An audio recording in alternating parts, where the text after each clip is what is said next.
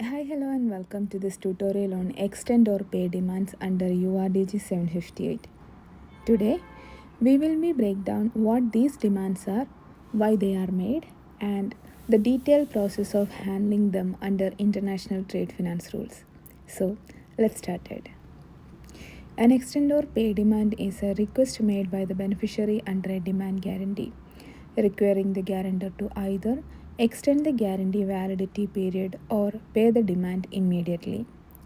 This type of demand is common when a beneficiary believes the applicant has breached the underlying contract but prefers to allow time for resolution rather than trigger an immediate payment. Handling extend or pay demand under URDG 758. URDG 758 Article 23 outlines the process of handling extend or pay demands. Here is how it works step by step. The first step is to check if demand is complying demand. This means the demand must meet all guarantee conditions. Second, it must include a statement of default by the beneficiary. If the demand is non-complying, the guarantor can either reject the demand or seek a waiver from the counter-guarantor or instructing party. Now, suspension of payment. If the demand is complying, the guarantor has two options. First one, pay immediately or suspend payment for up to 30 calendar days. Now, why suspend a payment? This delay allows time for the instructing party to decide whether to extend the guarantee. Now, the important note here is the suspension period applies only to the decision making process, not the requested extension period.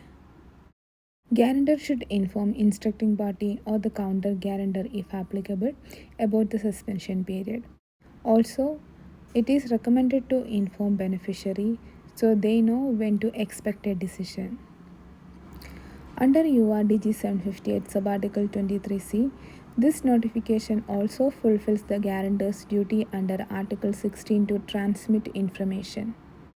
Now, if there is a counter guarantee, the guarantor can make a complying demand to the counter guarantor and requesting them to either extend the counter guarantee or pay the demand.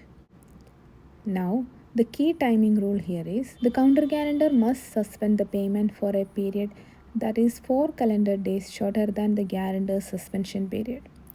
Why?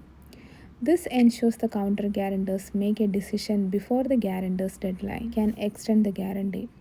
If the counter guarantor pays, the guarantor may also choose to pay the beneficiary. However, each decision is independent. A guarantor or counter guarantor can refuse to extend the guarantee even if instructed to do so. But in that case, they must pay the demand immediately.